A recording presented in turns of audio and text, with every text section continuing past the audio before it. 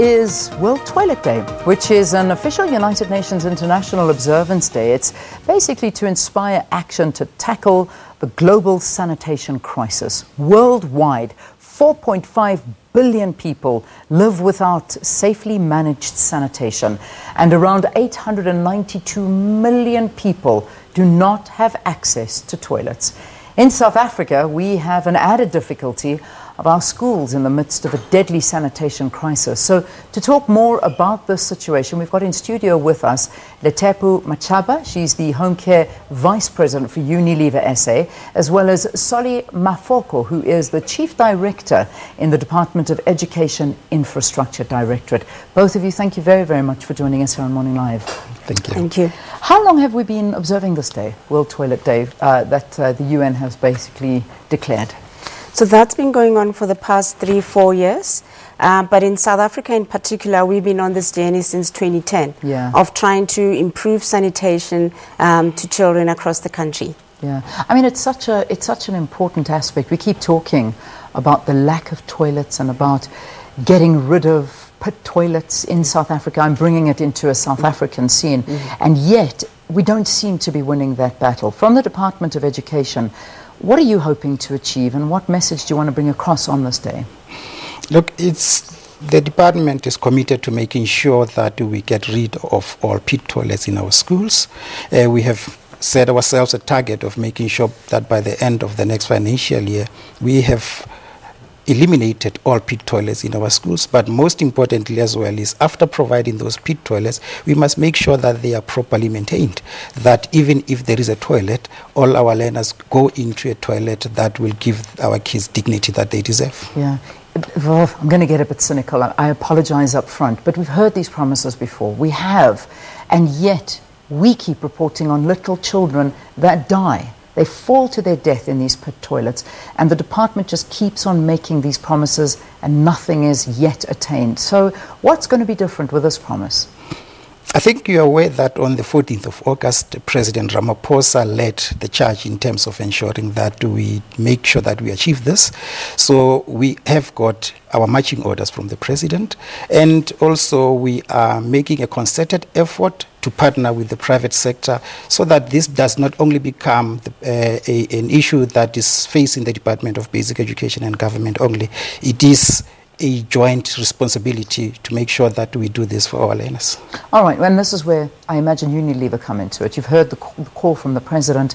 We've had numerous calls, numerous promises, and yet this is turning into it's a catastrophe for South Africans, and it's against every dignity and human right that our people don't have decent toilets. Our children are dying in these pit latrines. So from Unilever's point of view, there's a Flush Forum event that is happening. What's the purpose of all of this, and how are you heeding the call from the President?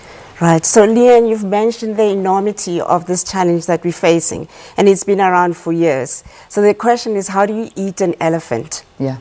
You invite friends. So I think we're learning more and more that such initiatives, you really need different partnerships to make it work.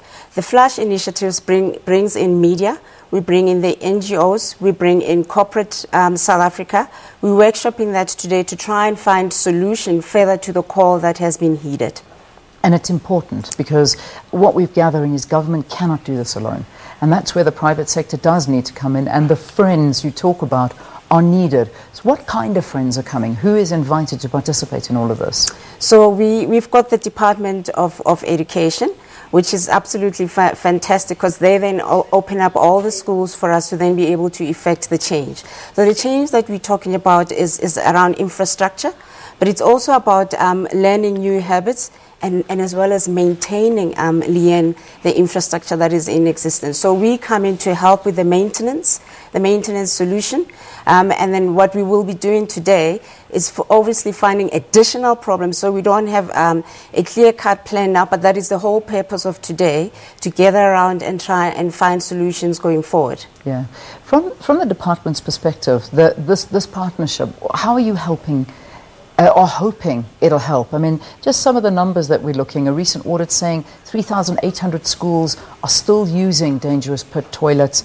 and inappropriate facilities, while at least 2,000 schools have insufficient sanitation. So with this partnership and a forum like this, what are you hoping to achieve?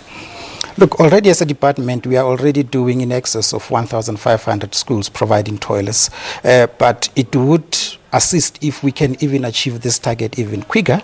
So that is where the partnerships becomes very important, that our learners don't have to wait until next year or even later than that. So we need to accelerate this process and ensure that we do it as quickly as possible to ensure that we do this for our learners. Yeah, indeed, and it is very, very important. Big business in South Africa, do you think they're doing enough to help? I think yes. But we certainly can do more. If I just give you some facts and statistics, when we started this program, we went into renovating 27 schools.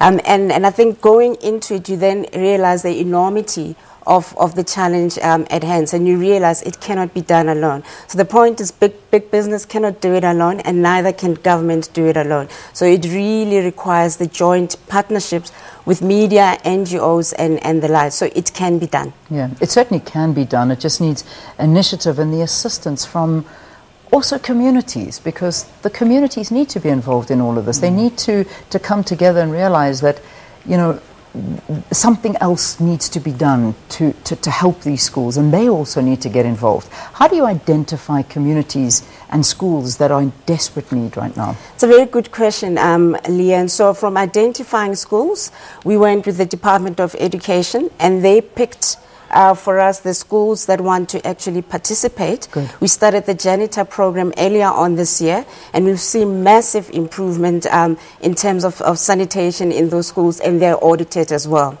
And of course, the more you expose and the more you engage on this challenge, people want to get involved, because it really is quite shocking when you start to see the real picture. What's quite encouraging, we've got people out there. We've got Andile Mdoda, who's actually, when upon seeing this, actually put her hand up and say, I want to add more. And she's asking all South Africans who really want to get involved, but don't know how to actually follow her course to try and bring a solution to the challenge. Okay. Well, we wish you the best of luck. So this is happening today, and this happens to be World Toilet Day. So we wish you luck, and in partnership with the department, thanks very much for being our guest here on the program. Talking to us in conversation is Lethepu Matshaba, Homecare Vice President for Unilever, and also representing the Department of Education Infrastructure Directorate, Solly Mafoko. Thank you very much for joining us. Thank you very much. Let's take a break. When we return, we'll have some sports news for you. Stay tuned.